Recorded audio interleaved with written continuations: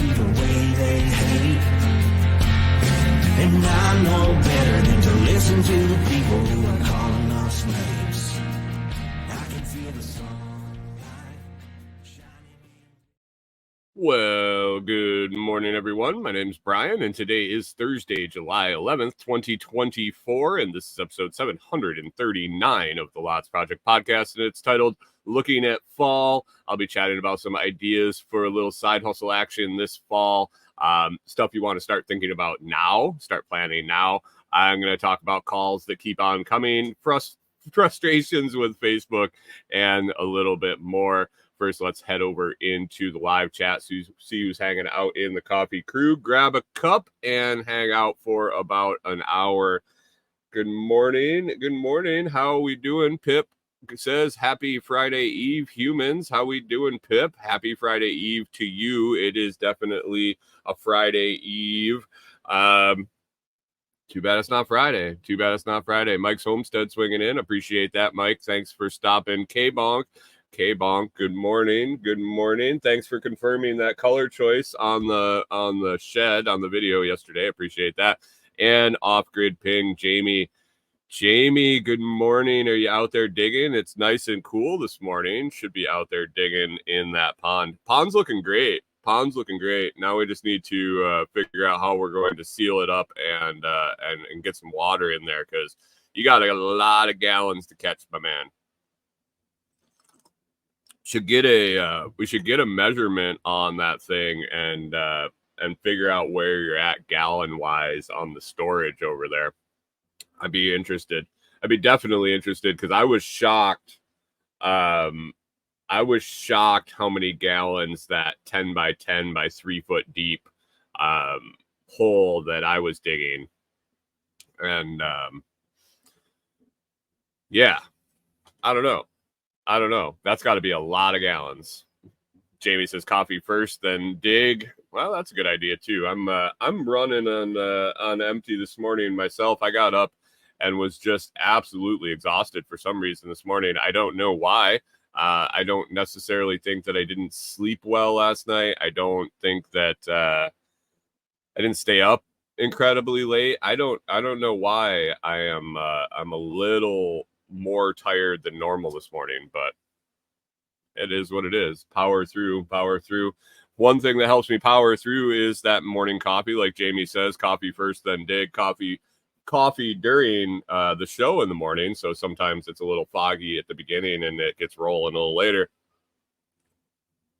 This morning it's Brian's blend that's helping me get through the fog. Brian's blend from Food Forest Farms in the cup today. It's a fantastic blend that Brian worked very, very long and hard on and is very proud of. It is that flagship blend for Food Forest Farms, and Brian Norton over there, man, he knocked it out of the park. He hand roasts all the coffee coming out of that company. He does it right there in his in his garage. He's got it all set up in a roastery there. And man, it is great. You can tell the passion that he puts into it, the knowledge that he puts into it. You can head over to foodforestfarms.com, see all the different blends that he's come up with, the single origin beans, the different roasts, the different blends. And you definitely won't be disappointed if you pick some up and give it a try. Great price for the high-end coffee that Brian rolls out. He keeps the cost as low as possible. And if you're looking for an even better deal, you can sign up for his C4 Club. C4 Club is another fantastic option. Brian's also adding in services for vehicle transport from coast to coast. He'll give you a quote for driving your vehicle if you're on one coast, or actually if you're anywhere in looking to get a vehicle transported and you're looking to pay someone to personally drive it there. You can hook up with Brian and he'll deliver it and then fly home or fly to wherever you are and deliver your car back to the Pacific Northwest. Reach out for a quote on something like that. But anyway, the coffee, K-Bonk's drinking the Food Forest Farms Guatemala there today. I like the Guatemala. It's the Guatemala is one of my favorites when that shows up. I do have some personal favorites for sure that make me smile a little bit more when they show up in the monthly C4 package. I've been a C4 member for a couple of years now, and I suggest you check it out. Head on over to foodforestfarms.com. Check out the coffee. Check out C4. Check out all the other stuff on the site. LOTS10, LOTS10. That coupon code will get you 10% off one time. You can use it to give the stuff a try at an even lower discount because it's, like I said, he keeps the prices low. It's always free shipping, and then you get another 10% off. He's basically giving away the beans for you to give it a try. Give it a try. Give it a try. You won't be disappointed. If you've already used that coupon, you still want to order more coffee, lots 5, LOTS 5, LOTS 5 will get you 5% off at checkout. Tell them Brian sent you. Have an awesome morning with all your coffee. Oh, and Brian does a podcast after. He used to do a podcast right after. Brian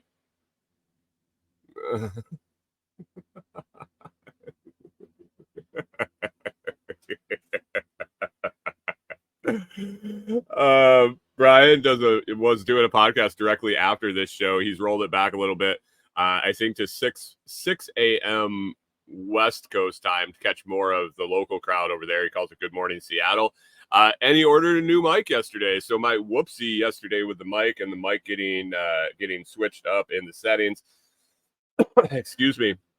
And having to switch it, and he noticed the sound difference. He went right then and ordered a new podcast mic. So if you're watching Good Morning Seattle over there at 6 West Coast time now, expect an audio upgrade coming soon. Rewilder Life Free Wilder Life says, I thought I was in the live and I was in yesterday's. Good morning to you, Rachel. She says, insert coffee. Yeah. I mean, that's a perfect commercial for coffee right there. I was waiting for the live to start, and then you were saying hi to people, and then you said it was Wednesday, and I didn't know what was going on. Which, the messed up part is half the time I might think it's Wednesday too. I asked Corey last night what day it was. I looked this morning. I looked this morning to see what day it was to confirm. I think I got messed up when I did video production day on Tuesday because it was raining, and it just threw the day off or the week off, because usually I'll do that on Thursday. Usually I reserve Thursday for my day, whether it's half a day of videos and half a day out at the property. But Thursdays usually get my shit done. Good morning, Canadian Farmstead. How we doing? Thanks for stopping in. Rewilder Life says several days in the heat and sleeping in it. Yeah, the heat does it.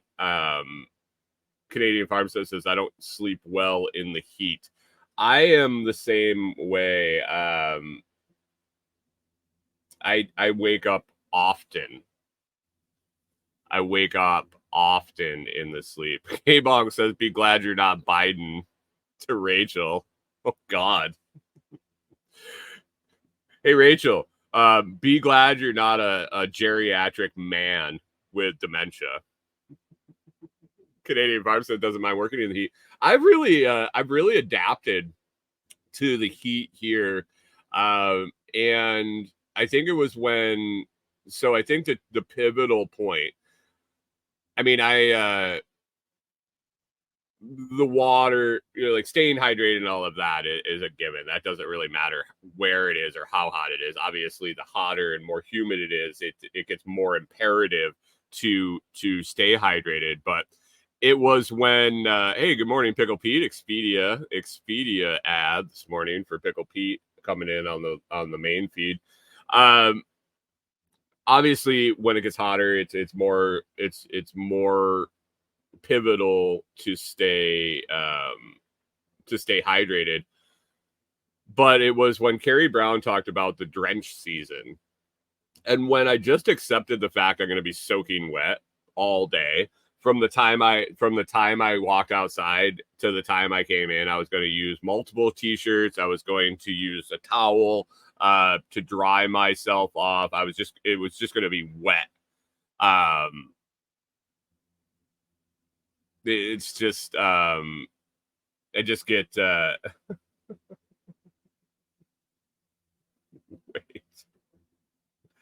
Good morning, GGG. How we doing? If you are drunk at your party, would you hit that like and hit the subscribe? That would be fantastic. Thanks for joining us over in the vertical feed. Hunter, good morning over on Twitch. Appreciate that for stopping in. Pickle Pete says moist. It's more than moist, dude. It is more than moist. It is drenched season. Moist is a far cry from what this is, but yesterday was absolutely gorgeous. I don't know if like the hurricanes swinging by to the west of us and rolling up through.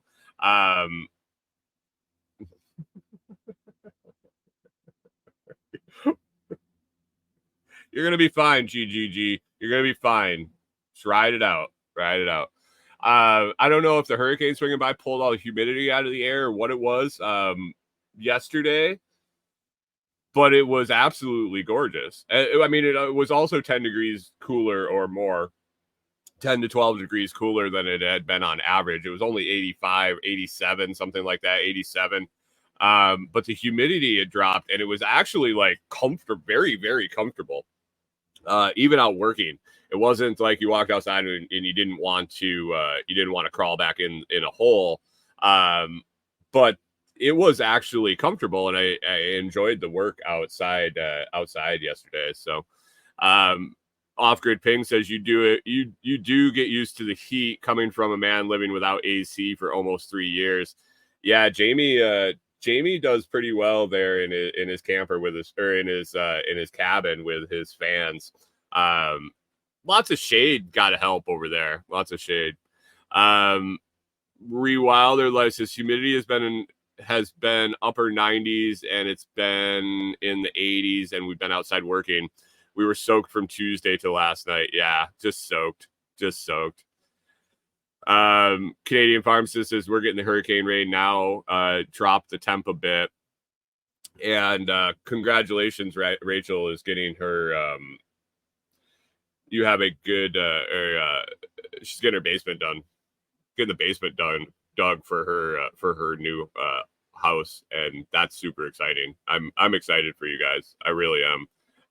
That's been a long time coming. I've watched the process roll through, and man, you guys have put a lot of work into it. You got a lot of work left to go, but congratulations on that next step forward. That's pretty cool. GGG drunk over there in the vertical feed says you have a good night, my dude. I'm gonna go sleep and piss myself to sleep. Have a good night. Put a diaper on, dude. Put a diaper on, and you might save yourself some cleanup in the morning. Don't say it like that. Oh God. Anyway, last night I was thinking I want to talk a lot about some side hustles for the fall.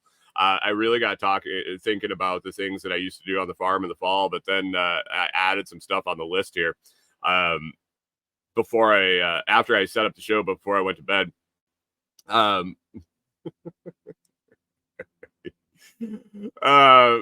So let's get to it. Good night, man. Good night. Appreciate you stopping in.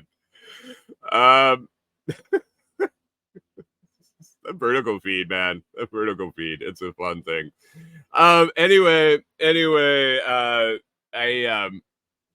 I talked yesterday about Chicago Fire and how I was like gauging where they were in time, like what year it was and things, by how they were talking and how they were spinning on COVID, and the masks and the social distancing and the shutdowns and the lockdowns and this and that. And since they they dealt with the public. They deal with the public in the show, and they have a bar in the show and all of that. I figured it would be very relevant, and they would like just saturate it with all the bullshit propaganda. I don't think they did. Like, I realized last night when we were watching a couple episodes that they said it's the first time since COVID that they were doing something. They were allowing things back open. So it feels like in the show, the timeline is post bullshit. And I'm very surprised. I'm like shocked at how little they pushed it. And I don't know if it was because we got numb to it, but I really feel like it was. And I'm not upset by this by any means, guys. Don't get me wrong. I don't want more of it. I'm not like begging for it, but it seemed like it was half-assed at best. It felt like that the characters in this TV show took it about as seriously as I did as a service tech, having to be in public and forced to do a company policy, but not really buying into the whole thing. Here, let me pull up my gator, let it hang off my nose, and it's like all open. Never really did anything extraordinary. And you got to think in a firehouse, the mentality of those guys are like, Jesus, I run into a fucking fire for a living, into a burning building. I inhale smoke on a daily basis in these unknown fires, and you want me to be worried and put this little paper mask on? K-Bong says third tier show didn't have overlords. Huh.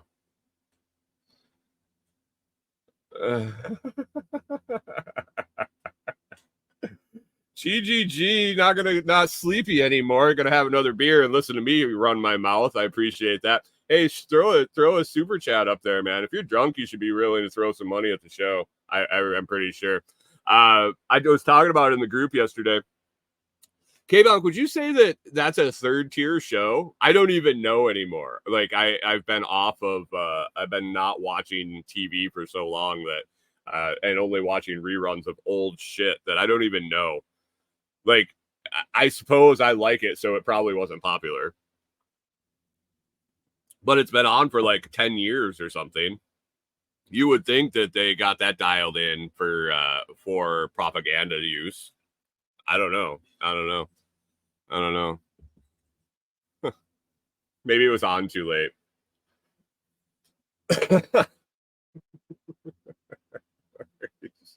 You spent all your money on beer. Oh no.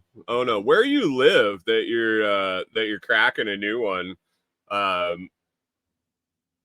It's 6:15 here in the morning. I don't know. I've been pretty heavy. I've been a pretty heavy drinker, but I don't know how many beers I've been cracking. I shouldn't say that. I shouldn't say that. Open another one. Have another one. That was always the best idea, was when you were trying to decide between going to sleep or having another beer. The best idea was always to have another beer. 419 there. You must be on the West Coast. You up in the Pacific Northwest, or are you a Cali or someplace in the desert? Anyway, so I noticed that.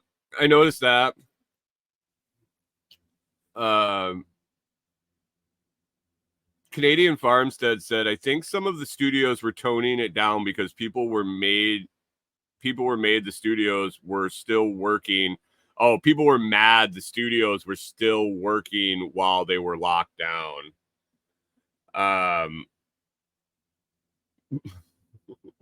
Andy's got a poop.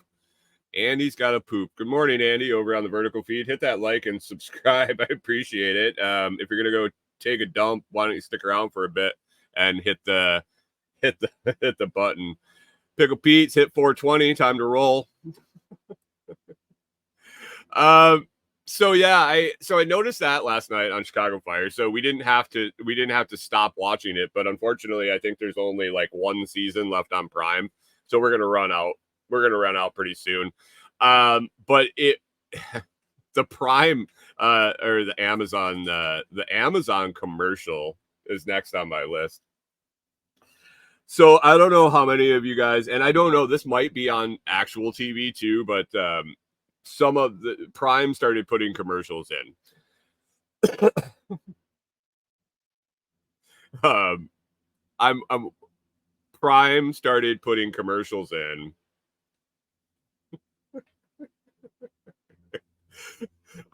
Here and there. It's not horrible. People made it like it was the end of the world, and I get it. You're paying for Prime. You don't want commercials. You just want to watch your shows.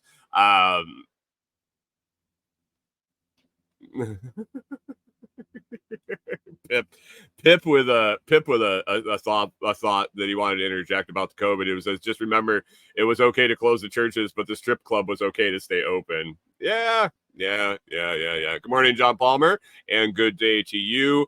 So Primes has the commercials, and it's usually like one commercial every 15 20 minutes. It's not a big deal. Like, I don't mind.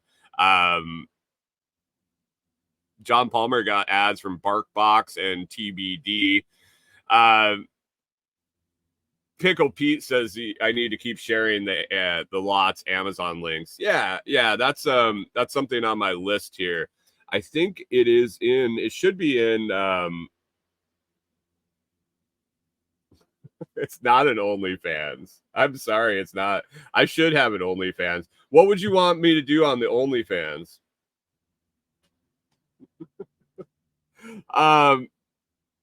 Hold on, I'm looking at the show notes right now. Oh man, I thought it was in there for sure. I definitely have to put that link in the video description. Thanks for reminding me, Pickle Pete.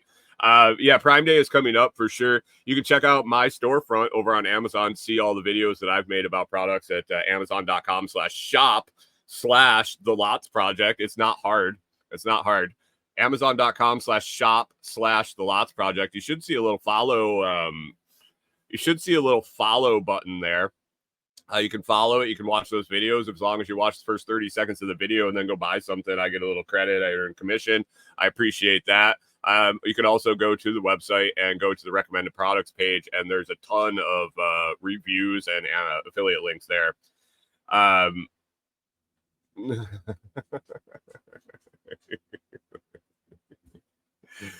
But anyway, the commercials on Prime, K-Bong says 30-minute shows are 15 minutes with commercials. Yeah, 20. It's been interesting to watch. So when we watch old shows, like old shows back 80s, 90s, without commercials, the shows are like 24 to 25 minutes long, and now it's more like 18. If you watch a 30-minute sitcom or show with no commercials now, it's like 18 minutes. So they've like ramped up the commercial time for sure. But Amazon just dumps random 1 or 2 commercials. We've talked about the prescription commercials on the show quite a bit, like Sky Rizzy and all the 2% of the population that has severe to moderate plaque psoriasis. I mean, they have to just be dumping money to dump money or something. Wilder Life says half of it is action and sex and no real content. What's wrong with action and sex, and maybe sex during action if you throw in some alcohol and drug abuse? What kind of content do you want? We could do terrorists. We could throw terrorists on there too.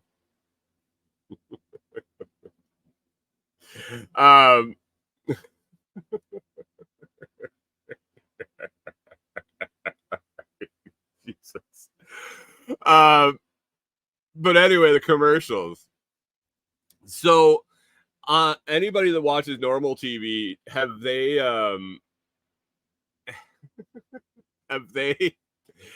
been playing the Amazon Prime commercial on TV? I don't know who the black woman is that's on there. I suppose she's probably a hip hop star or a actress or a singer, or I don't know.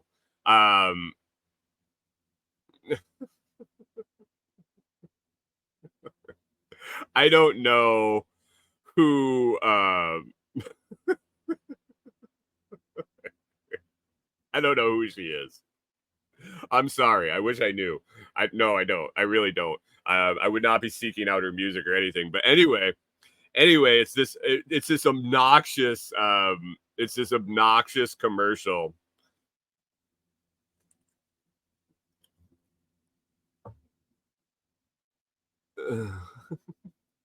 Oh, Canadian Farm says this: if you put your drug ads on Prime, they won't have anti-big pharma documentaries. That's a good point. That's a good point. But this commercial, K-Bong says some influencer. Right. Right. Anyway, the commercial's going on, and there's this jingle that they sing, and I'm gonna tell you, for the longest time, I can't really. I've never been able to really distinguish fast lyrics, like in even in like any sort of music, whether it be from rap to heavy metal or anything. Like when they sing really fast, like my brain doesn't transpose it fast enough or something. I don't know, but she sings these little phrases during the thing. And the first time I heard it, and Corey brought it up, I think before I did, but the first time I heard it, John Palmer says, "Do they still have regular TV?" I don't know. I really don't know. It's been a decade. I think that it's been a decade since I watched regular TV, unless I was at somebody's house or at a business or something like that. But anyway, she's talking on this commercial, and the first time we heard it, and to this day, I still think I could make a case for this is what she's saying. She says, so what do you guys want to know what she says or what I think she says? But I don't know. I don't know which is worse. I believe what she's actually saying in the commercial is they're talking about Prime Day, and she's saying you have to sign up if you want free shipping. I believe is what she really is saying. GGG says Eminem fast rap makes me want to twerk that ass, no cap. No idea what that means. I believe what she's saying in the commercial is you gotta sign up if you want free shipping. What it sounds like to me and Corey, so it's not just me and my old man ears and I don't have my hearing aids in or whatever. Get off my lawn. It's what I hear her saying is you gotta sign up if you want free shit. Like no cap. I don't know what that means. No shit. I believe that's what she's saying.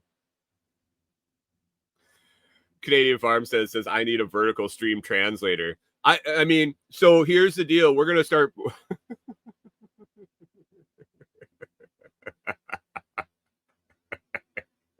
I gotta start pushing the vertical feed a little bit coming up here in the week, the next week probably. Maybe we'll. Hunter says cap means no is equivalent to a falsehood. So that would be like I'm not lying. How does that translate? Do we just make stuff up? What is it abbreviation for?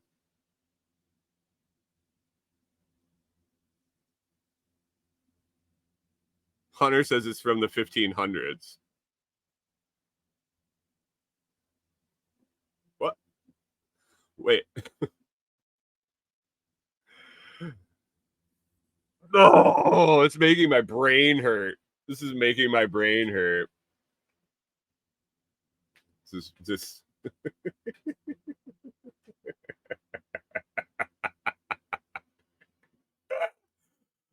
Oh.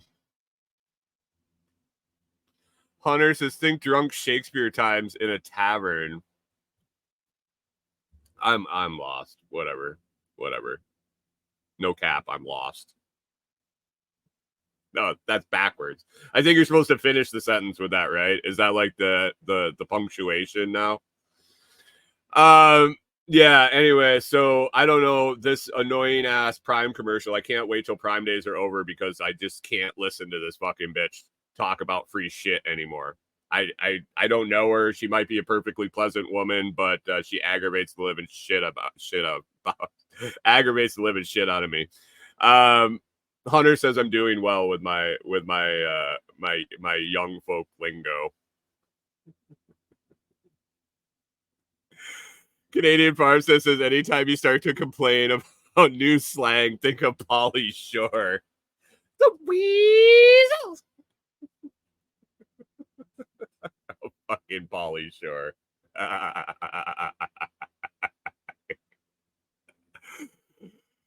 Oh, Off-Grid Ping says, if you were to write no cap, would it be in all caps or no caps? I do know that when you write in caps on the internet and emails and stuff, it's you're supposed to be yelling. I used to have a coworker in the office in the administration department of a company I worked at. She like 100% must have had her cap lock stuck. It must have her keyboard must have just been auto locked onto cap locks, because every email you got from her was all caps, zero punctuation in all caps. And she was like asking you about your time edits and shit like that. And it's like, lady, calm the fuck down, would you? Why are you yelling at me? Oh, Ecodome. What's that? Encino Man. No, Encino Man was Brendan Fraser, wasn't it? What was Pauly Shore was Ecodome? What were some of the other Pauly Shore movies? What's that, Corey? Oh, Biodome. That's what it was. Son-in-law. Yeah, Pauly Shore. He looks like shit now, if you haven't noticed. I mean, not that he looked real great to begin with.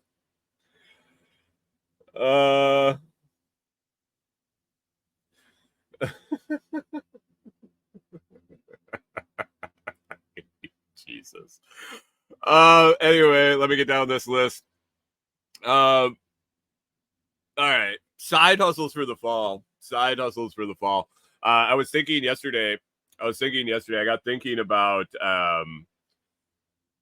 Canadian Farm says all the drugs are a hell of a drug. I think Pauly Shore, man. Is Keith Richards still alive? That guy did all the drugs for sure. I started thinking about some stuff that people don't normally do in the fall for a little side hustle. Something that a friend of mine, a guy that I bought a lot of pork from,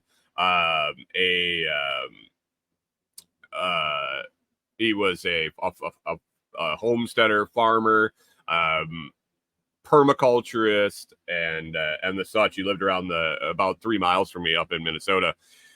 And he said something to me one day that kind of opened my eyes, both for me and the way I did things. And then it opened up a wide open market, because not a lot of people think about it this way.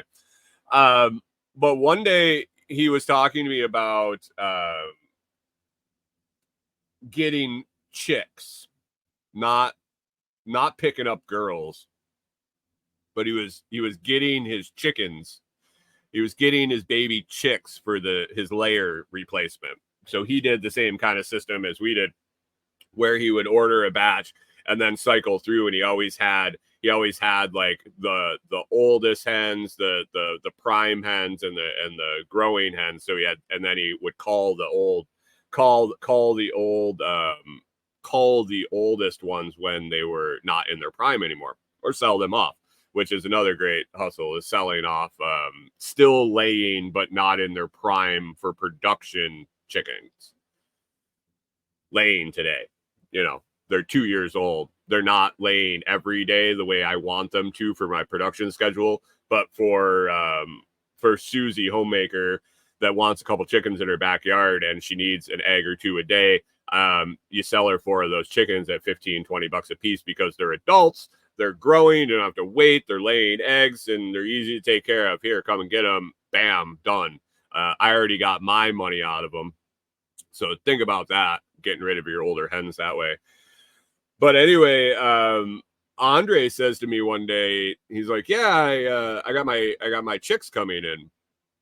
And they're showing up, and I'm like, wait a second, it's fucking like September. Why do you have chickens showing up in September in Minnesota? They're not meat birds, are they? You're gonna try to squeeze another round of meat birds in. You're kind of cutting it close on the winter, right? He said, no, they're my layers. I was like, why the fuck are you getting layers in the fall? Everybody gets layers in the spring. He says, well, if you get them in the fall, they grow up over the winter, and then in spring, they're just like they're just production starts as soon as the light cycle hits, because you do know that chickens lay based on how many hours of light there are. It's seasonal, so if you don't supplement the light in the winter, and even if you do, the days get short and they don't lay. That's what makes a chicken want to lay an egg, is how long light is out, how long the sun is up. And he said, people buy their chickens in the spring, and it's 16 to 20 weeks before they're even going to start laying their eggs. You're getting them in Minnesota. Like, if you're going to get them when the snow is gone, that's May. So you're talking 16 weeks is 4 months. You're talking September before they start laying at a minimum. And then as soon as they start laying, it gets too dark. The daylight hours get too less, and then they take the winter off.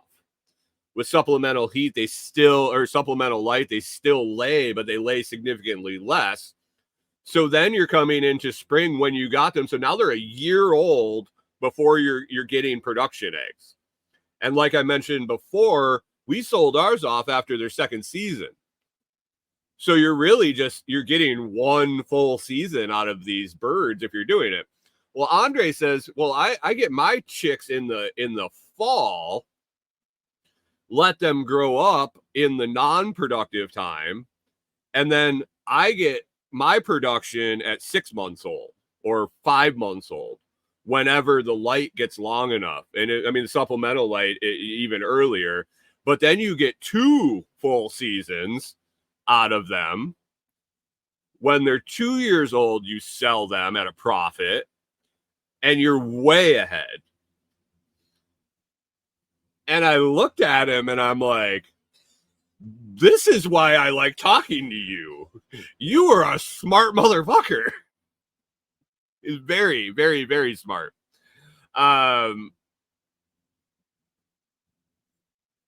So when you have those aha moments, and it wasn't like I was new to chickens, it wasn't like I had done piles of research, it wasn't like I was just moving out of the city, it wasn't like I was in a suburb. I had been doing this for a while. I had been running chickens, I had been doing egg production, I had been doing all of this, and I had never read this. It isn't a popular thing to know. K-Bonk mentions too, they're hardy if they make it. Once they're feathered out, once they got feathers, man, chickens are really, really tough. You're going to want to buy hardy breeds if you're going to be in Minnesota anyway, just even if they're adults. There's breeds you want there just because of the bitter cold. we never did supplemental heat for our birds, and they were fine in the winter once they were feathered out. We lost maybe one or two, and we would have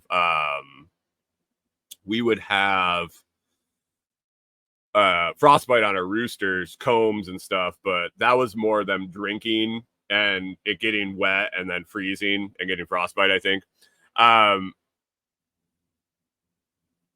John Palmer says, I've heard Jack say that is the way to do it. Yeah. Yeah. It is. It is. And Canadian Farm says, see, even people who have improper relations with their mothers can have good advice.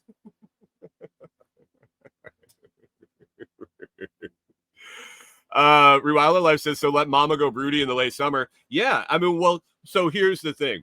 I ran a hatchery I for a couple of years. We ended up buying a Sportsman incubator, a Sportsman, I don't remember the number, big cabinet incubator. It had the three levels, held dozens of eggs. And I mainly bought it for hatching quail. But I would also hatch chickens. And this time of year is when I was looking to line up customers for fall.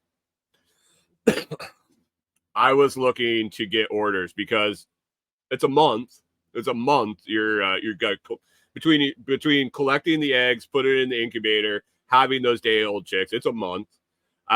So I always like to pre-sale.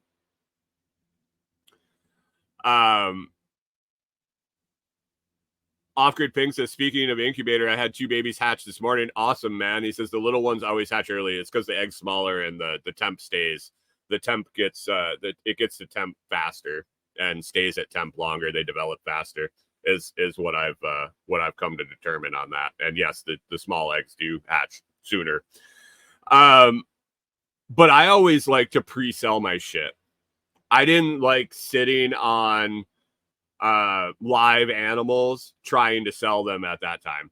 My quail, I had a waiting list for, and I would basically take the hatch. I had a list of people that wanted them. And then every week I hatched quail every week, chickens every week. When they would hatch, I would count how many I got, and I would go down the list and fulfill the orders in order. I gave them an estimated hopeful date, and then I would keep in touch with them. So I always wanted everything sold beforehand. So right now, when I was going to start pumping out chickens for layers in September, October, I was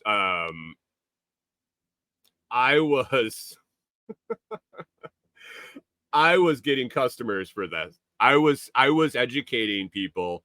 I was telling them, hey, you want to buy chickens in September? And they'd look at me like I had 4 heads and be like, well, why the fuck would I want to buy chickens in September? And I would explain to them what I explained to you guys, and the light bulb would go on, and they'd be like, yeah, who sells chickens in the fall? Tractor Supply doesn't sell chickens in the fall. The hatcheries aren't running ads all over the place in the fall. I said, well, I'd sell chickens in the fall. And then you get them to sign up. Educating them on Facebook, educating them, putting ads on Craigslist and Nextdoor. I don't even know if Craigslist is a thing anymore. I made so much money off of Craigslist selling things that I couldn't sell on Facebook because they would ban my ad. No matter how much I stood on my head, how much I used innuendos, how much I rewrote the ads, Facebook would eventually fucking ban them for some fucking reason. But Craigslist, whew, I sold a lot of birds off Craigslist. Birds, rabbits, eggs, you name it. Rewilder Life says it's like fruit trees and garlic being sold in the spring. Yeah, that's another thing. Sell your garlic in the fall. Sell your seed garlic in the fall. Did you guys know that you can sell seed garlic for like fucking stupid money? Just stupid money. Go search on some of the specialty sites to buy seed garlic. and understand the fact that all it is garlic. Understand the fact that if you buy a upfront, and that's another hustle for the fall, is selling seed garlic, and getting your garlic in the ground for next year's seed garlic. That, at least in Minnesota, that's how we did it. Other Life says elephant garlic is $20 a head. It's why I'm growing my stash. Yeah, I used to buy it by the pound. That first season, I would spend so much money buying the seed garlic to start my enterprise. And the next year, if you can hold out for a year, if you can put the money for garlic in the first year, after the first year, you would pay for the seed garlic. You would have garlic for you for the year. You would have your garlic to plant for the next season, and you would also be able to give some away or gift it or whatever you wanted. That's the production yield on garlic. So when you look at the garlic seed prices, seed garlic prices, yeah, multiply it. So one clove. So you have the head of garlic, and then you have the cloves, like just like your finger here. You got the head of garlic is like my hand, and then you got the 5 cloves in it. And depending on the garlic variety, it would have just tons. 8, 12, 7, 5, whatever. Each one of those will then turn into a whole garlic head again. Each clove will. So you do the math in your head and go, oh, so I just have to have soil and time and a little input. A little input.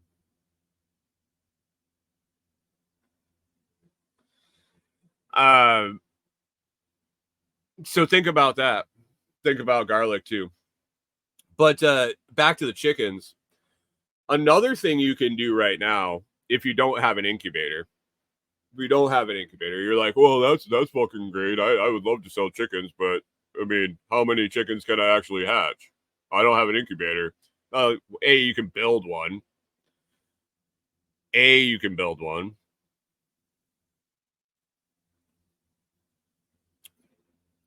B, you don't actually have to sell the live chickens. You can sell hatching eggs.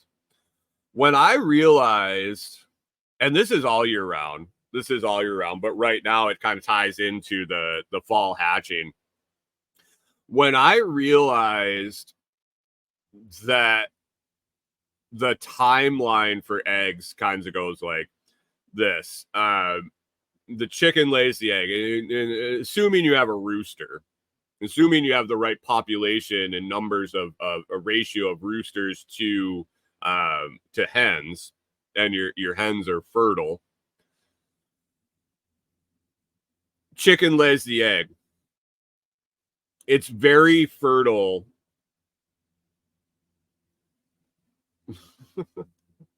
It's very fertile for like the first week to 2-ish is very high fertility. You think about how many eggs a chicken will put under her before she goes broody, before she sits down, or before she really hatches them out, and it's a dozen-ish, 14, 10, right in that week to 2 range is that sweet spot. So she lays the first one, and then she lays for another 10 days, 12 days, and then she sits. Why aren't you selling your fertile eggs as hatching eggs? If you're selling your eggs as only for eating, you're missing an opportunity. Because how long is an egg good on the counter? How long is the egg good sitting on the counter before you eat it?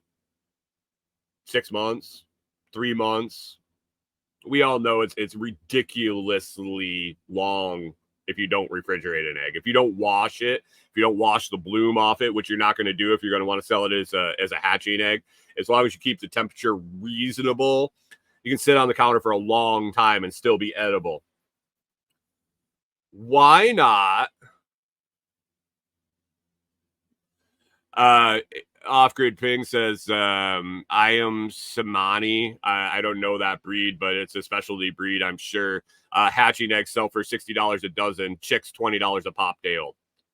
I did black copper Morans. I did a bunch of different breeds. I did black copper Morans. I did we did Bard Rock. We did bless you, Corey. What other breeds did we do? Straight breeds, speckled Sussex and Welsumers. So some really low end, and then we did barnyard mix. So you can do any sort. You can have a single breed with a single rooster, same breed rooster. You can do mixes. You can do hybrids. You can do whatever you want, and just to price them accordingly. Look through a hatchery catalog for a minute and see how much they charge for hatching eggs and see how much they charge for shipping. And then do that, add it all together and subtract a little bit and sell them locally. List your hatching eggs. If you have if you pay attention at all, you know how many eggs you get a day. And add it up. And make available hatching eggs. Half dozen. List them for sale.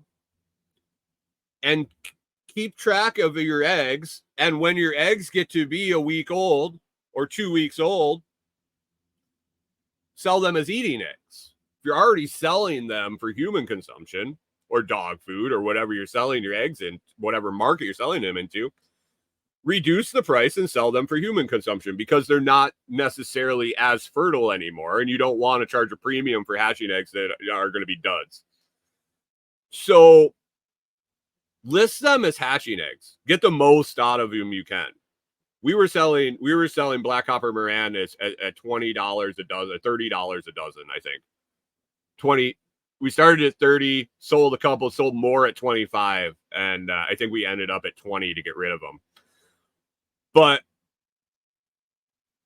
20 or 2 weeks, sell them, list them as hatching eggs. You'll sell some, you won't sell them all. But at 2 weeks, sell them as human consumption eggs, which you're doing already. So you're missing the money. Hatch some out.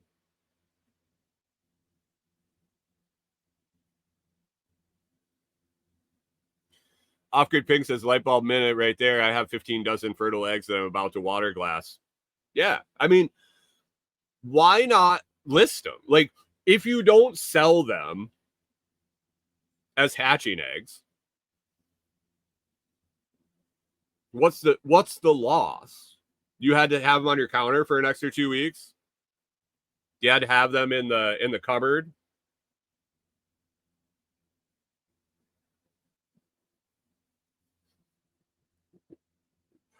Oh man, I'm under arrest, guys.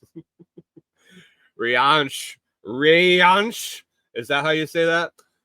He says, "Bro, hands up! This is the International Police of Earth. You are under arrest. Let me inform you of your rights."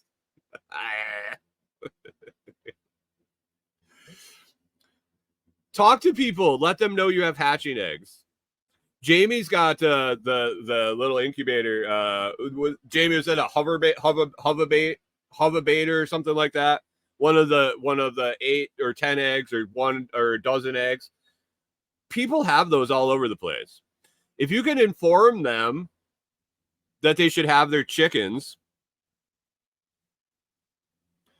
John Palmer says, still want to preserve some for non-laying times. How many chickens do you have? I know even when I had not very many, I had more eggs than I knew what to do with.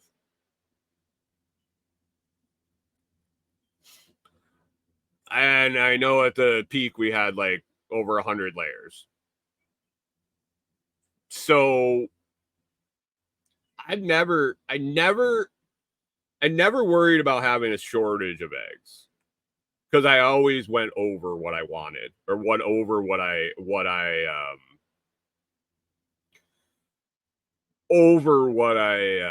expected to get. Non-laying times, they're always laying. You just got to know how to make them lay. Supplemental light, man. Right now it's tough with the heat. We did go through a July lull.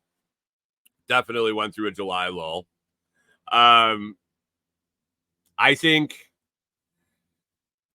don't think I always had my consumption and I always was selling them or incubating them. And I guess I had the supplemental of quail eggs. The quail never fucking stopped laying. The quail, if you want eggs, if you want to eat eggs, raise quail.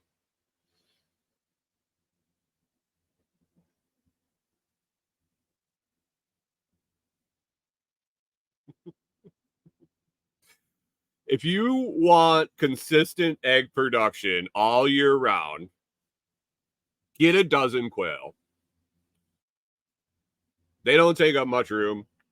They don't take up much room at all. And they will lay 1 to 2 eggs a day, every day, all year round, over and over and over and over and over and over and over. We had so many quail eggs that I literally was putting them in the compost because I couldn't get rid of them all at points. That was when my guy that bought 18 or 20 dozen a week decided that he was just going to ghost me for a while. What the fuck do you do with all those eggs? That was on top of what I was hatching. Canadian Farmstead says, I much prefer to crack 3 eggs instead of 15 for breakfast. It's all a matter of scale, man. How much room do those 3 chickens take compared to those 15 quail? How many quail do you have to run to get the same amount of eggs per year as you do chickens? Because the quail didn't molt. The quail didn't molt. The quail didn't stop laying in the winter. It's because I kept them inside and had lights on. And they took up less space. I don't know. It's an interesting dynamic there. I don't know. Chickens worked out to less feed as they free range. I mean, it's all what you're trying to accomplish. Really. What your situation is. You have the space. You have the free range capability. I sold to a lot of people in the city. I sold baby quail, day-old quail, people wanting to raise them, to a lot of people that couldn't have chickens. To a lot of people that didn't have the space for chickens, but they wanted eggs. I sold them to a lot of people that had allergies to chicken eggs that didn't have allergies to quail eggs. And a shitload of people that liked to feed them to their dogs. A shitload of people didn't like feeding them to their dog, or wanted to feed them to their dog. Rewilder Life says, I water glass about 15 dozen, but we go through a ton of eggs. We need to get back to going through a ton of eggs. I was sourcing them from this guy and getting them pretty consistently weekly, and then we weren't eating them. Our schedules just didn't work out to where we weren't eating them enough. So, Jamie, I'll get back to getting some eggs from you. Don't worry. But yeah, so definitely start educating your local people about fall eggs, fall hatching, fall chicks, how much beneficial it is to get them in the fall and let them grow up during a dormant season. And for depending on where you're at, that dormant season would be kind of shifted. So my timeline was you would get those chicks in September. Make sure they're feathered out before winter, before they're a little hardier, they're a little grown, before the super cold winter. If you're the further south you go, the later the time flip happens, I believe, to where I believe it's 14 hours a day,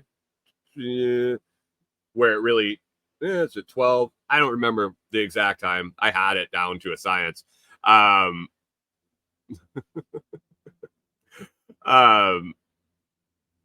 It shifts obviously by where you're at. Just figure out the math. And now is the time to figure it out. And now is the time to start thinking about it. Not in September, when you could have had the eggs in the incubator and have live chicks to sell from September and in October. It's not time to educate people when it's time to sell to them. It's not time to tell them. It's time to get them thinking about it now. And that's something else that's on my list is start talking to people about helping them shut their gardens down or close their pools up or clean their gutters in August, in September. Tell them that, my calendar is filling up. If you'd like to get on the books, I have some dates available now, but I don't know how long my calendar will be open. You remember how shitty it was to do your gutters last year? You remember how shitty it was to close your pool or put your garden to bed or you do your end of the year lawn maintenance? If that's shit you want to do, if that's shit you do as a side hustle, start getting them on a calendar now. Don't start advertising when everybody else and their brother is like, oh yeah, I'll clean gutters this week. Oh yeah, like everybody starts advertising when it's time to do it. Make yourself scarce. Tell people, let people know you want to be booked out. You want your schedule set. And don't let them know that it's empty right now. I got returning customers. You want to get on the book? I have some spots open. I'm opening up more spots to help out more people. Talk to them now about it. Get them thinking about it before they actually have to do it a bit, and they'll appreciate the fact that they're not going to have to do it this year. Just something to think about. Something to think about. I learned that from actually a business I worked for that worked business to business, but they would target their customers 4 months before the services were needed to get on their production schedule. Rewilder Life says, yep, I have clients booked months out, even though I'm not full. They think I am and jump on getting on the calendar. If you start talking about a couple open dates, getting on the calendar, and the person doesn't want to do the shit, that's a call to action. That's a pretty strong call to action. One of the things that I got sidetracked with on last night that got put on the list, it kind of rolls into this whole discussion about doing side hustle kind of stuff. The town I talked about the other day, the big city of 7,000 people. So there's all the Facebook groups, all the town Facebook groups, where the buy, sell, and trades and this and that and the other thing. And I browse them because I'm always willing to pick up a little work here and there. Do whatever, whenever, for money.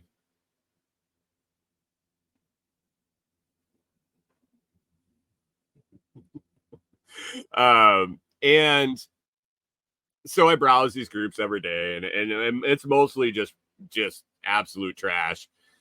Someone said something the other day that really kind of bothered me, and it bothered me enough that I replied.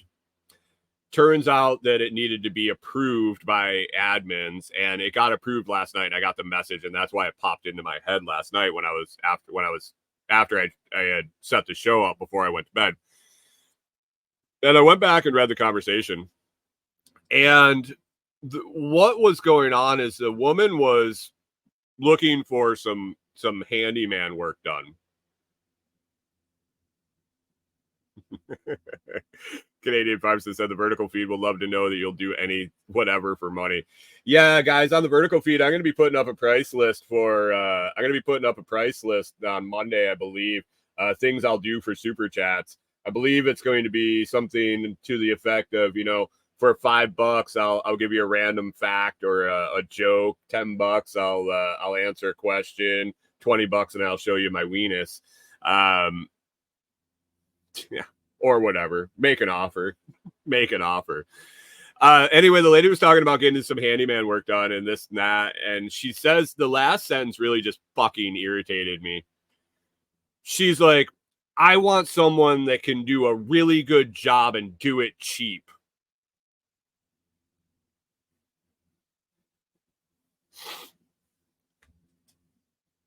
You know,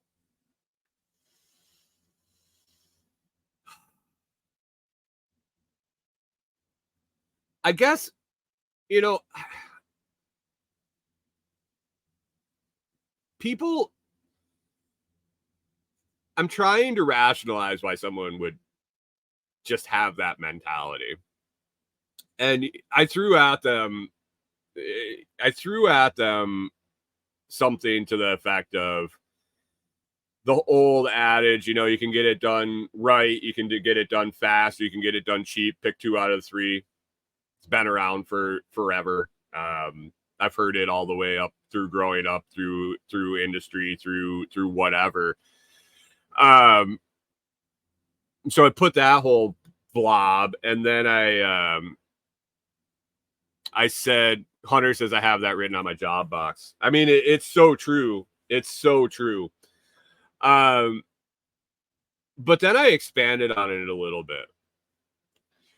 And I said, you know, why is it that people undervalue someone that has the skill to do a job that you don't have the fucking skill to do, or B, has the willingness to do a job that you're not willing to do, but you expect them to do it at a bare minimum price? Why? Is that just our culture now?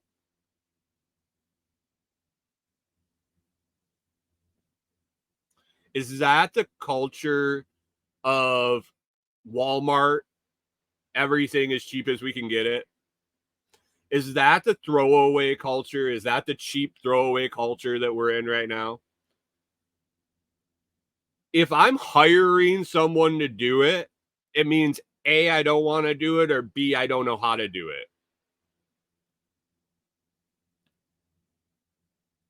They have something that I don't have, the knowledge or the willingness. Why would I expect that to be cheap? Maybe I can't afford it. Then I need to come up with either a way to figure out how to do it myself or be willing to do a job I don't want to do if I can't afford the price. But asking someone to devalue themselves and not value their knowledge or their willingness to go and do things, it's just I find it irritating. But Facebook's full of them. All these groups are full of people. And the problem is there's a line of people willing to do it cheap and bad. Normally around here, it seems like they're willing to do it cheap, bad, and slow. Pick 3 of 3. Pick 3 of 3.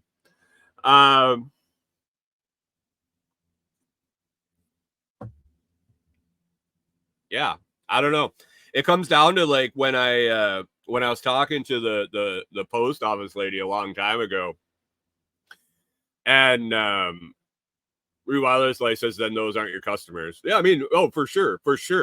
I know they're not my customers, but unfortunately, there's people that that don't value themselves enough, which sets a standard across the board of expectations. The post office lady, I told her, I said, hey, here's my card, I'm for hire. She's like, well, what do you do? I said, well, I'll give you a quote to do anything. You want me to mow your lawn? It'll be one price. You want me to clean your house? It'll be another price. It's like, what's your hourly rate? It says it'll depend on what I'm doing. Like, it can't give you an hourly rate for setting up your network in your house as the same hourly rate as weeding your garden. I can't give you an hourly rate, it's smart to do it by job, obviously, but she wanted an hourly rate. I said, it's a way different hourly rate to mow your yard with your equipment than it is to build a deck for you.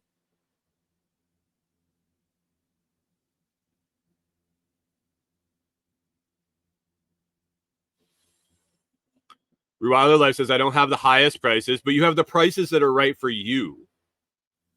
But I have my clients trained and I can walk away for a few weeks and come back and they're still there. They're loyal because you do a good job for them and they feel that you provide an excellent value for what you charge them. You go above and beyond. You show up when you want to be there, when they want you to be there. Off-Grid Ping says, haha, cheap, bad, and slow, correct, if they show up at all. Hunter says $150, get a free helper. Yeah, and she was like confused by the fact that I would charge more for shit I didn't want to do. I said, I'll clean your house. It's going to be way more. It's going to be way more than you're ever going to want to pay because I don't want to do it. I don't want to. But if you pay me enough, I'll do anything. Like, seriously, you laughed about it with the vertical feed. We're talking ridiculous numbers, though.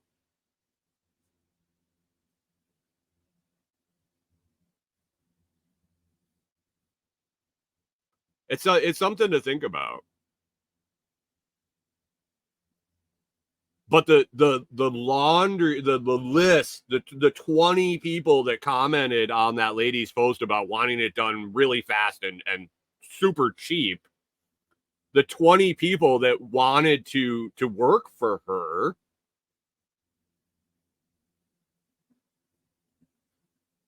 they're not doing anybody else. They're not doing themselves or anyone else a favor.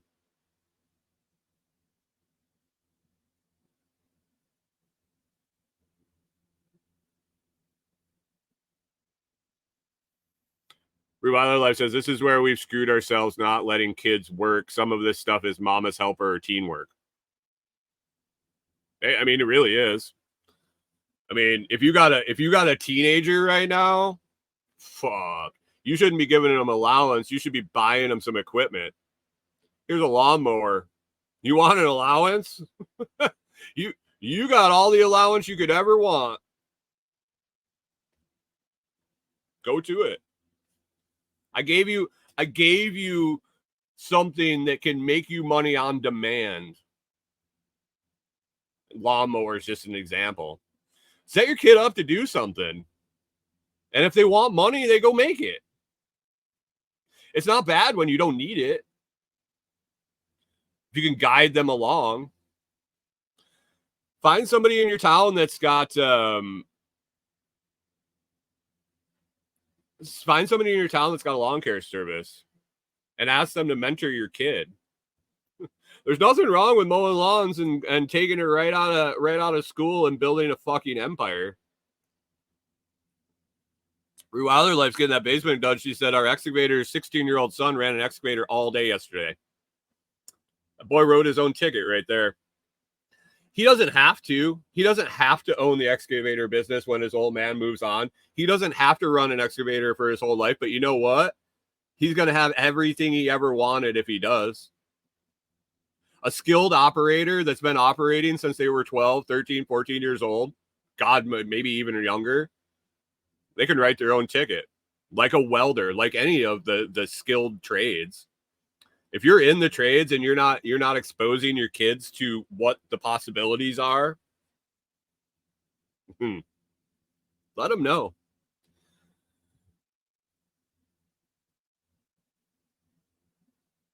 I got to get out of here. It's 1:15. Holy shit. I got to get out of here. I appreciate everybody listening. If you enjoyed the show, it's always free to hit the like, share, and subscribe to Return Value for Value. Please consider joining one of the YouTube membership tiers or listening on any of those Value for Value platforms like Podverse or Fountain.fm. Catch the show over on Zap.stream, over on Nostr. If you don't know how to sign up for Nostr, scroll down. Find that onboarding video in the video description. Sign up for Nostr. Come back, drop your NPub in there, and I'll be sure to give you a follow. Other than that, you can find more about me at thelotsproject.com or comfrey.roots.com, where you can get all the comfrey roots you need. Pickle Pete's going to be live at 6 a.m. Pacific there. GGG, 6 a.m. Pacific. You got more show to watch over on the Food Forest Farms YouTube channel. It's Thursday, guys. We'll wrap it up today. I gotta dig up some fun stories for tomorrow. I got one on the list that was just absolutely nonsense. So we'll have fun. We'll have some fun tomorrow for sure. It's gonna be Friday. We'll be rolling into the weekend. My in-laws are coming to town. And you go, oh no, the in-laws. I love them. I don't hate my in-laws. My in-laws are good people for sure. I like when they come visit, and it's been about a year since we've seen them. So I'm excited to have them come down. They're going to stay here with us for a little bit. They're going to see the property we're working on, see what we got going on around here in Tennessee. So I'm excited to have them here for a few days or a week or however long they stay. So anyway, have a great day, guys, and we'll catch you tomorrow.